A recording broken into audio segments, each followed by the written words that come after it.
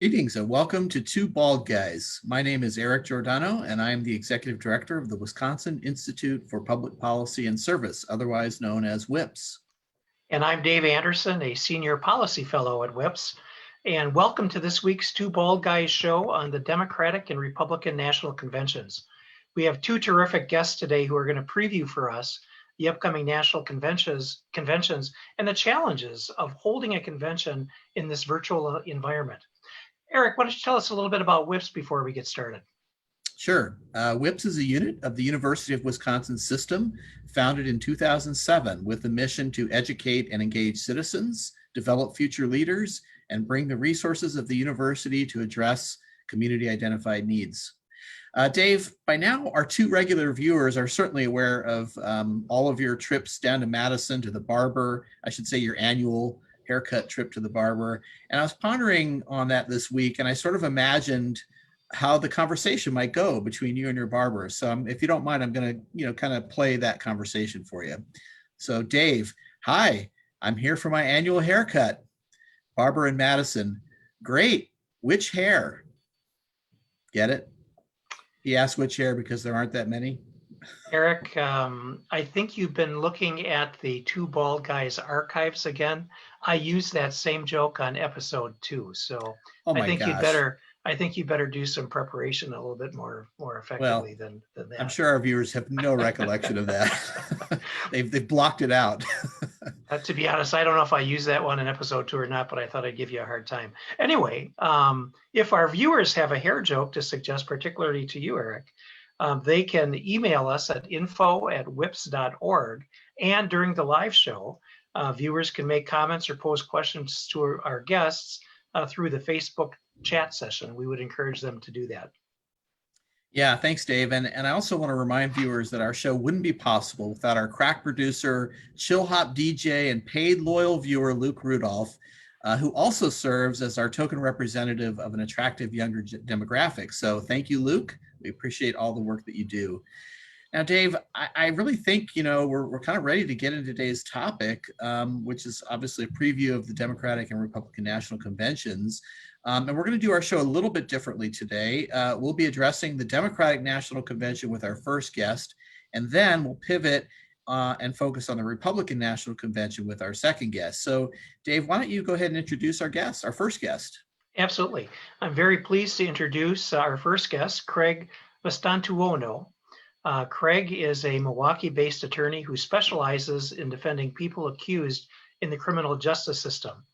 He is a first-generation Mexican-American and the son and grandson of immigrants from Mexico and Italy. He has served as president and board member of the Wisconsin Hispanic Lawyers Association, and he currently serves as Milwaukee chapter chair of the American Constitution Society and is an adjunct faculty member at the Marquette University Law School. His law firm, Mastantuono & Coffee, SC, is focused on criminal defense, is a woman and minority-owned business, and employs young people of color, Iraq war military veterans, Latinos, and dreamers from Milwaukee. Most relevant to our show today, Craig was elected as a Wisconsin Democratic Party delegate to the Democratic National Convention. Craig, welcome to the show. Thank you for having me. Yeah, welcome, Craig. And we're just going to jump right into some questions here. So no doubt, Wisconsin Democrats were really excited when the Democratic National Committee selected Wisconsin as the host for the 2020 National Convention site.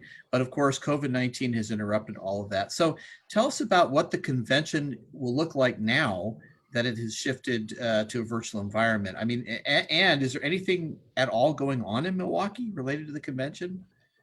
Well, let me just pause on your introduction to that question, Eric, because I think really excited is probably an understatement for how euphoric we all were when Milwaukee was able to secure the Democratic National Convention.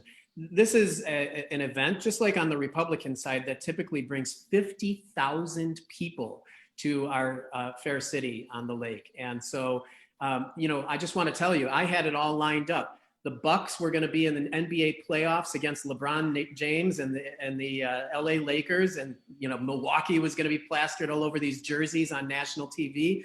We were going to go right through a great Summerfest with a great Summerfest lineup this year and slide right into the July DNC, and 50,000 people were going to be in our town, and more importantly, in some ways, the nation's eyes were going to be on our city, which was going to be showcased, like all of the cities on the conventions on both sides are. And so I feel terribly sorry that our businesses and our community and our city overall won't shine quite in that same way, will it? And I think, you know, we would be remiss if we just didn't pause there, because cities our size don't get conventions that big very often. So it was a Herculean effort to get it.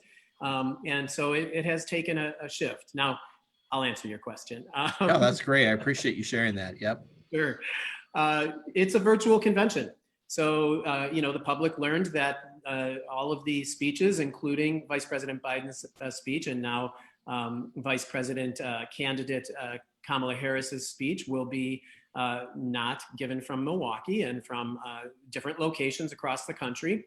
In the Vice President and Senator Harris's case, from Delaware. And even delegates like myself, who are ordinarily used to going to the convention site in whatever city it is, having your credentials on and walking right onto the floor and finding your delegation and seating, we're all going to be appearing virtually as well. And so when you ask me, is there anything going on, you know, I think there's some protest things going on, probably on both sides, that might ramp up over the weekend, on both sides of different issues, I should say, and maybe some press. But in terms of things going on, I'll tell you, I'm a delegate. It's not like I got a party list next week like I ordinarily would in attending a convention. You know, Craig, we were talking a little bit before the show started, and you've been to national conventions before, so this isn't your first. But maybe you could outline for our viewers a little bit about what are the key elements of the national convention.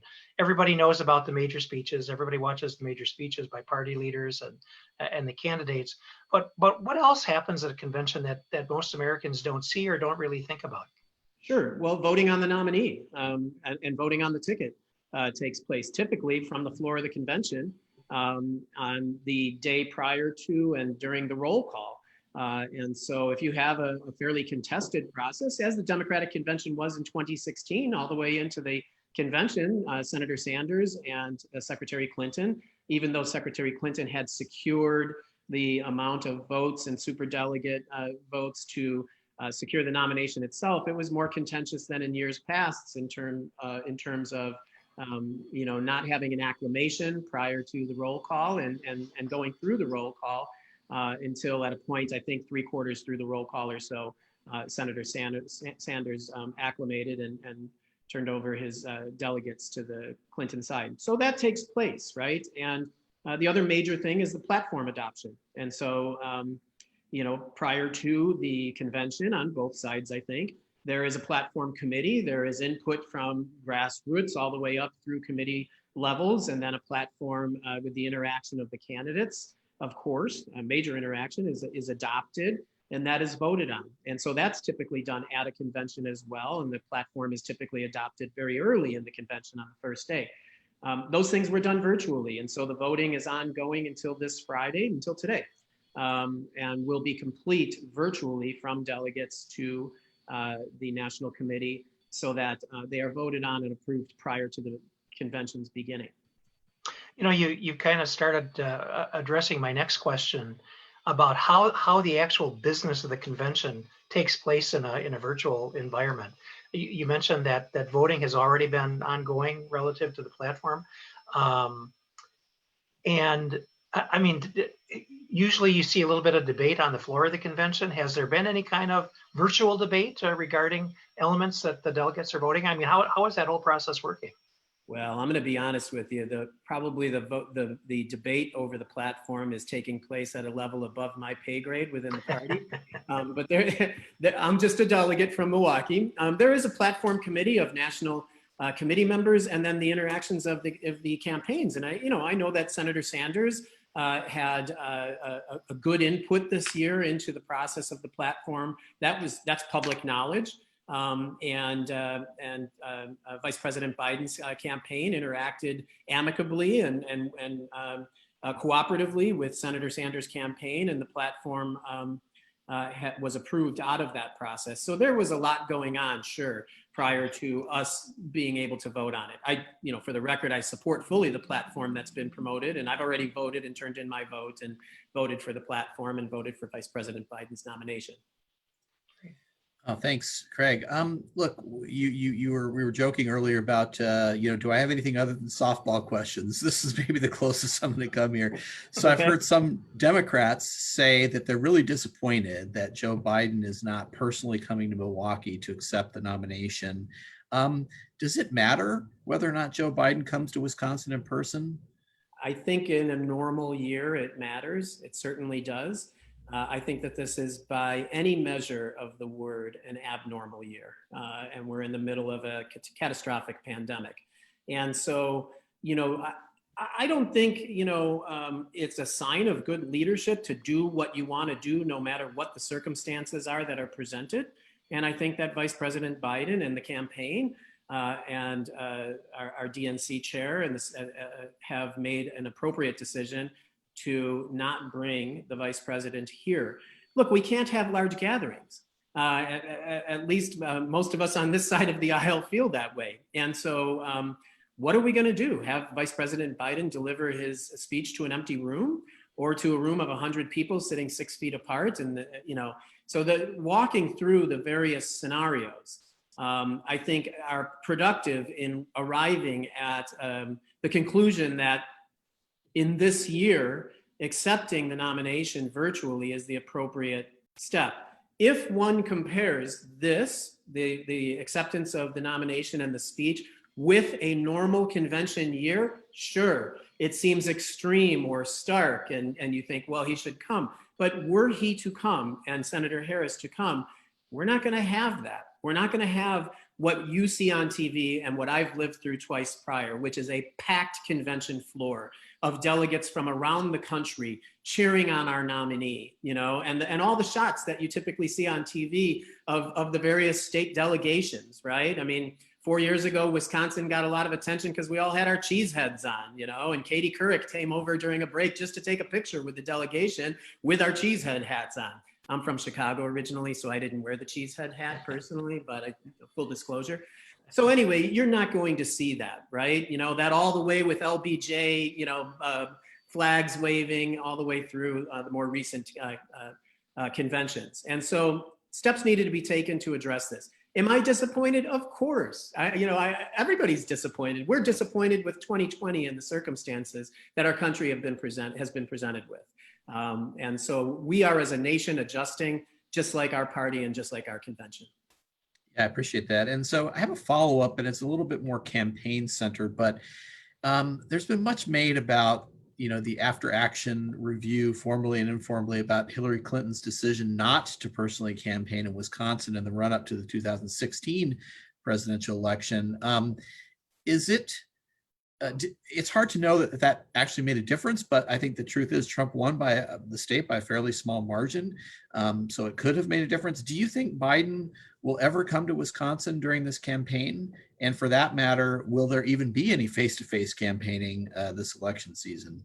Well, it's really hard to say, isn't it? And so me predicting, even though I'm a DNC delegate, would be, my opinion's worth about as much as everybody else, so all your viewers and anybody on the street, and would I like to see, under circumstances that allow for it, Vice President Biden and Senator Harris come to Wisconsin? Absolutely. Is it regrettable that in the aftermath of the 2016 election, Secretary Clinton didn't campaign in person in Wisconsin? Yes. But again, we have to judge all of this within the circumstances that exist at the time. And at this time, it's challenging to see how one is responsible and invites large rallies both at the same time. Will that be a different world by November?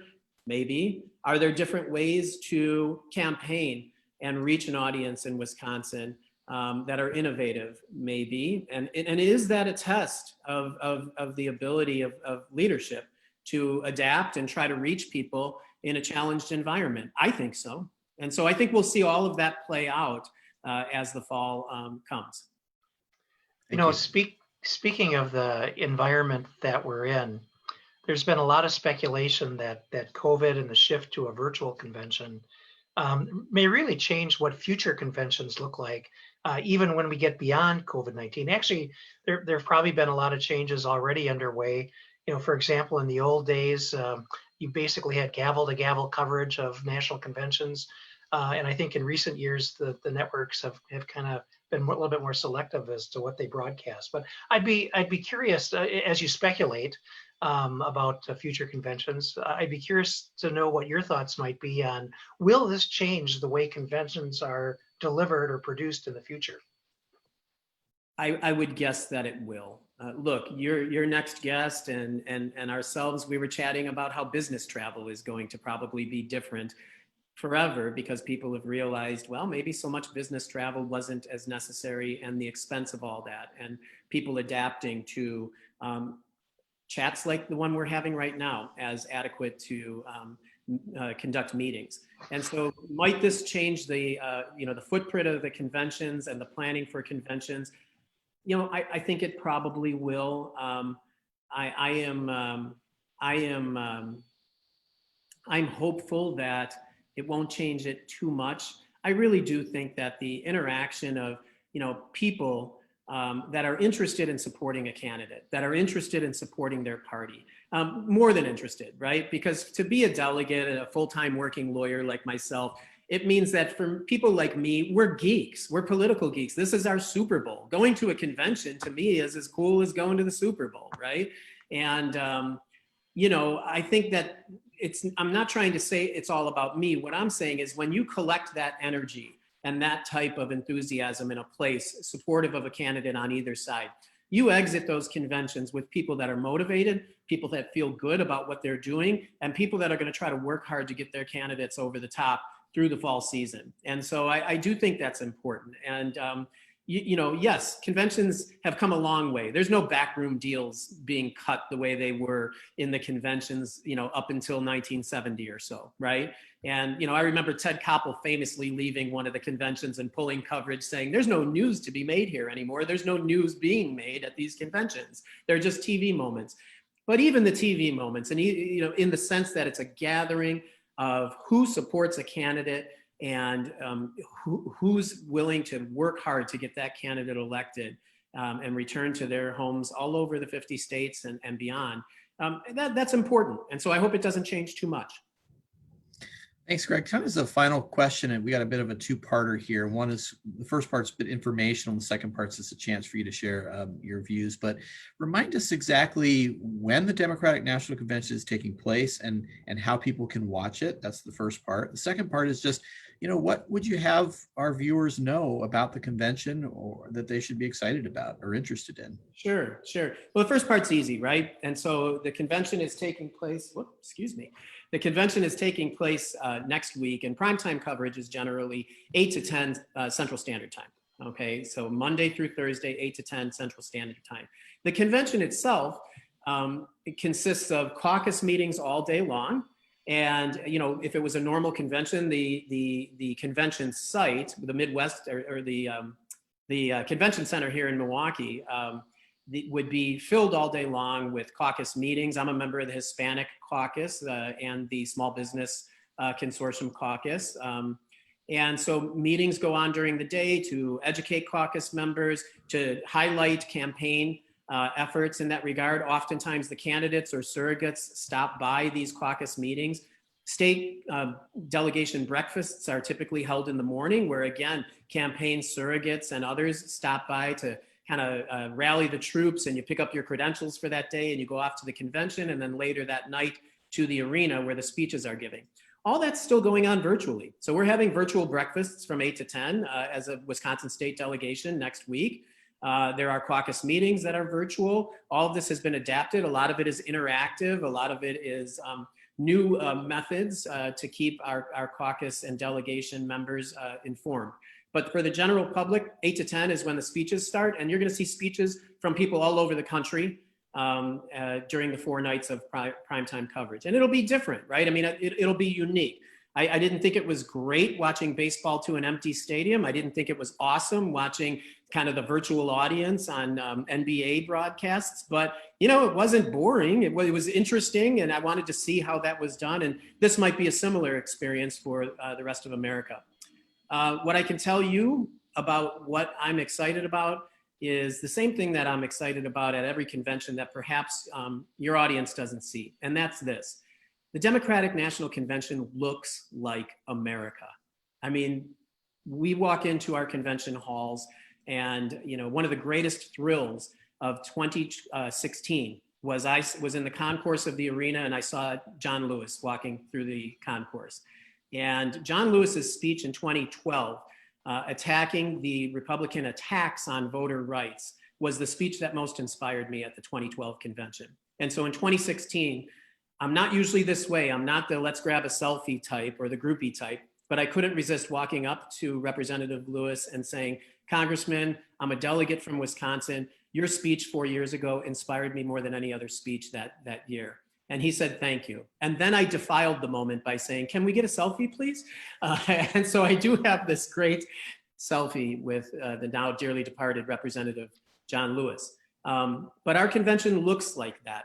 I mean, I am inspired constantly by the amount of people from immigrant experiences, small business owners, large business executives, people of color from all walks of the nation who believe in the American dream and believe that the opportunity of a middle class living in America is the American dream that is best supported by our party. And so when I look across the floor, it doesn't look like an Amway convention. No disparaging remarks about Amway members. It looks like America. And I think our ticket does. And that's the most exciting thing to me. And that's why they pan the audience during these conventions, to show America who the two audiences are that are most enthusiastically supporting these candidates. Craig, we really appreciate your time. Thank you so much. And we're going to return you to your regularly scheduled voting activity. And we're just grateful that you took the time to be with us. So we wish you the best. Thanks, so Craig. much. Take care. All right. Have a good weekend. Thanks. Well, Eric, I'm very pleased to introduce our next guest as well, Tom Shribel. I've known Tom for actually quite a few years, and it's great to see him on our show here today. Tom is a partner at Michael Best Strategies, where he serves as the head of the Madison office, while helping clients navigate the Wisconsin state government, political, and business environments. Prior to joining Michael Best Strategies, Tom served as Vice President of Government and Industry Affairs at Sheehan Family Companies, a national beverage distribution company. Tom also served as Chief of Staff and Committee Professional Staff member for Congressman Jim Sensenbrenner, the former chairman of both the House Judiciary Committee and the House Science Committee. For 28 years, Tom oversaw Congressman Sensenbrenner's Washington, D.C. and district offices, supervising legislative, political communications, and campaign strategies, and advising the congressman on all aspects of office policy. Tom was elected RNC National Committeeman for the state of Wisconsin in 2018. In this role, Tom helps lead the Wisconsin Republican Party at the national level, working with other committeemen and committeewomen in coordinating efforts to win and retain seats up and down the GOP ticket. Welcome, Tom Shribel. Great to have you here. Thanks for having me. I appreciate it. And I'm gonna jump in right away with a question similar to the first question we asked Craig.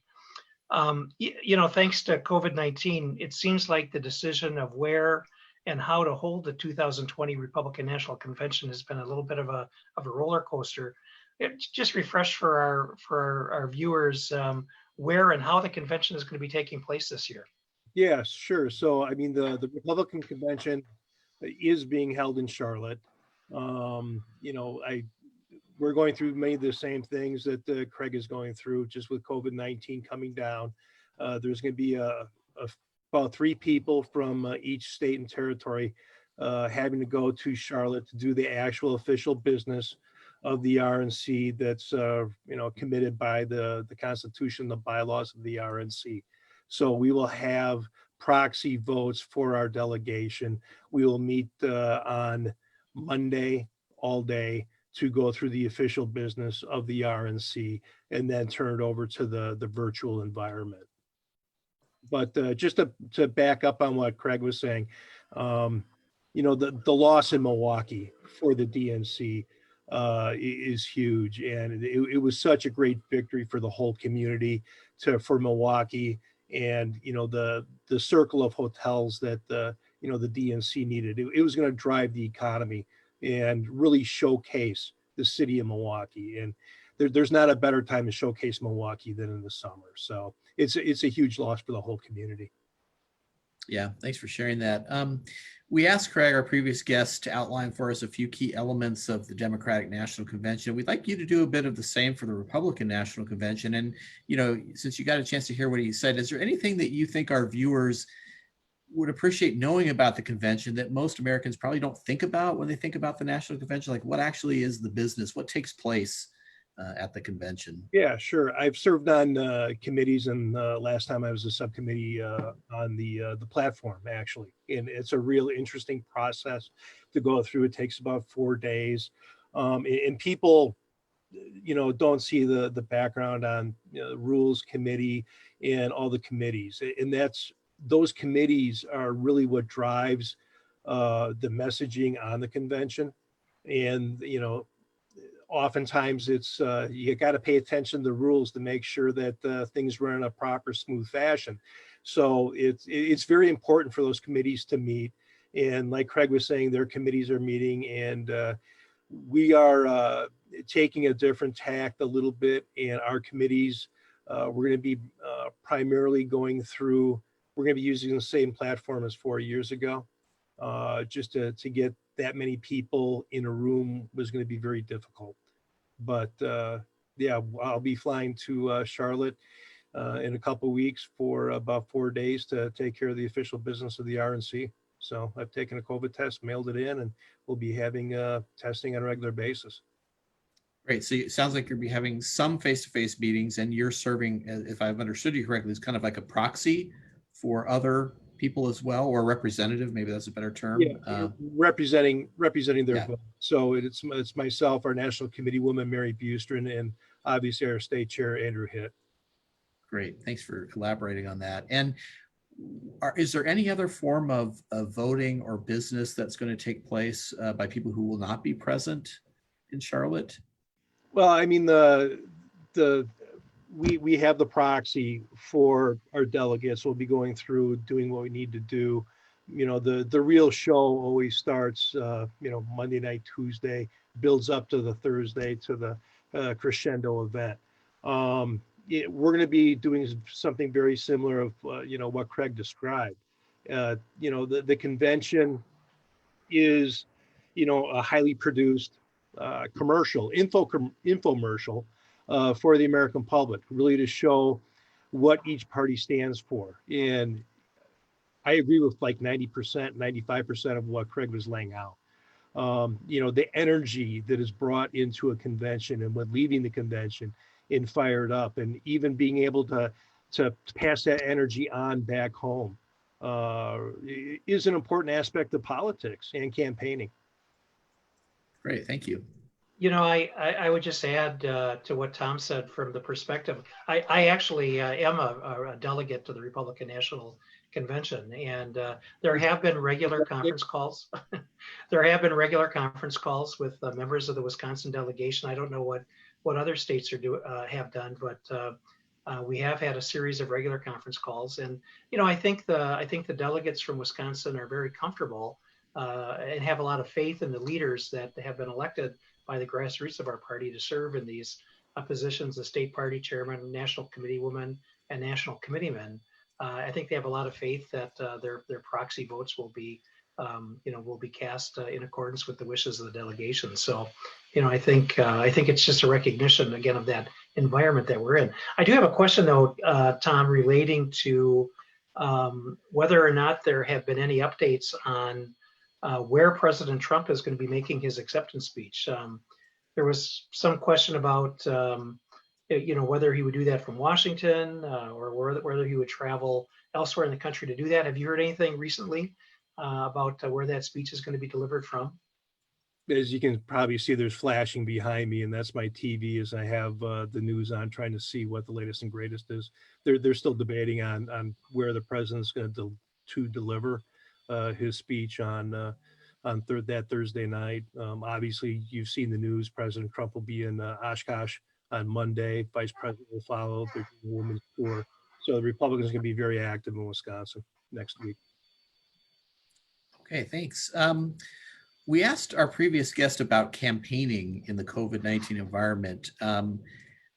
We realize that, we're asking you to speculate a bit here, but do you think our current environment will significantly change how President Trump and Vice President Pence will be campaigning this fall? And do we expect to see some face-to-face visits to Wisconsin, for example?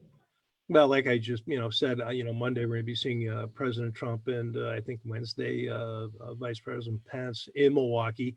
I think this is where the two parties are differing on the campaign style. And we see it, up and down, from the president all on down to state assembly and state senate races, where you do have, Republicans knocking on doors, introducing themselves, talking to constituents, depending on where their district is, are they masked, are they not masked? That's up to each individual member to provide safety and to give the comfort of their constituents as well. But, there will be a difference in the style, but at the end of the day, this will drive technology for both sides and try to find new innovative ways to deliver votes for our candidates. Yeah, thanks. And speaking of that, and Dave asked this very similar question to Craig a minute ago, but how about the change that you speculate, I guess, that this may have or may have already been in the works in terms of future national conventions? I mean, do you see this whole switch to technology and virtual conferencing and campaigning as something that's going to change how the GOP does things in the future? Or do you think maybe once we get through this COVID, hopefully we get through this COVID, maybe it won't have as big an impact on the future? No, I agree with Craig 100%. I mean, this is the Super Bowl of politics. And, I've been to a few Super Bowls and, this will be my fourth convention. The Super Bowl halftime show is awesome. And that's only a couple minutes, but, basically we're looking at the Super Bowl halftime show for 4 nights. And to be able to produce that, to get the message out, I don't see the big conventions going away. And going virtual. There's just too much energy that comes out of that. There's too much being able to talk to a person from Wyoming and see what they're dealing with on a political basis or issue basis. It gives us a huge opportunity to talk to others across the country on what's going on. So I just don't see that going away anytime soon. Hopefully, we'll get the vaccine and we'll go back to, I hate to say it, a new normal. But the conventions are awesome. Yeah, Dave, before we go to the last question, you said something, Craig, Tom, rather, that made me think about, just the importance of the networking that must take place. And I wonder, has that been seriously disrupted also by this whole COVID environment? I mean, just the ability, like you said, to sort of meet people from other parts of the country and really get to know who's who, right, in the party. Yeah, and that's the big thing, having served as a chairman on the platform committee last time around, a lot of work goes into the platform and all the committees do a tremendous job. But, that took us 4 days of sitting down and going through line by line by line and working with different campaigns to make sure that document was a solid document that everybody felt comfortable with running on. And, having 150 people from across the country and hearing how they're attacking issues, how they're coming from issues is really interesting because it's just not Wisconsin centric. You really have to open up your eyes and see what's going on across the country. And that's a tremendous opportunity and just a great education on what's going on. Thanks. Anybody that's ever gone to a national convention has kind of that favorite thing that they really look forward to. And you mentioned this is your it could be your fourth convention, is that right?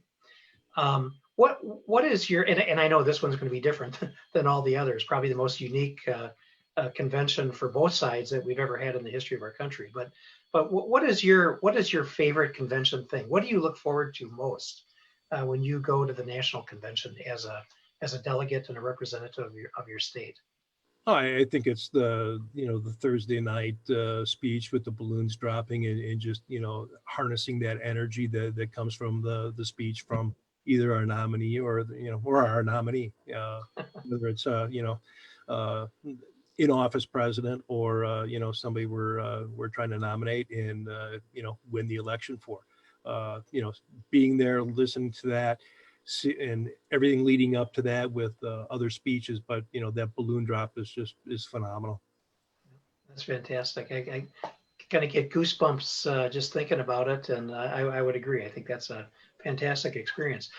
Remind us again when exactly the Republican National Convention is, and how can people watch it? Yeah, we're the week after the Democrat convention with COVID mixing things up. Democrats had to kick theirs back. So we're August 24th through 27th with the balloon drop somewhere with the president. We don't know.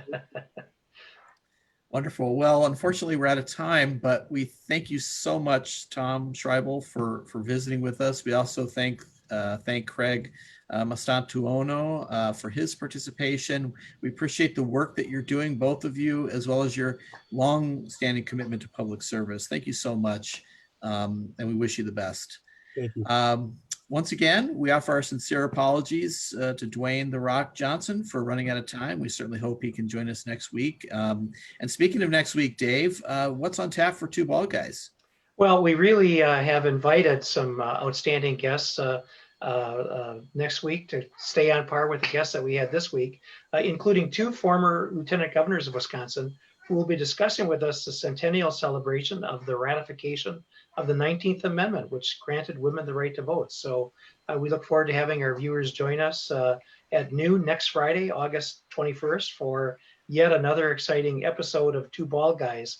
And I know this is the point of the program where I usually tell yet another bald joke, but I'm going to deviate from that for just a second. And because of the political nature of today's show, I was reflecting on some of the politicians I've had the pleasure of working with over the years. And I was reminded of former Wisconsin Republican Governor Lee Dreyfus, who would often tell the story of that lifelong Republican who, on his deathbed at the ripe old age of 92, announced that he was going to be changing parties.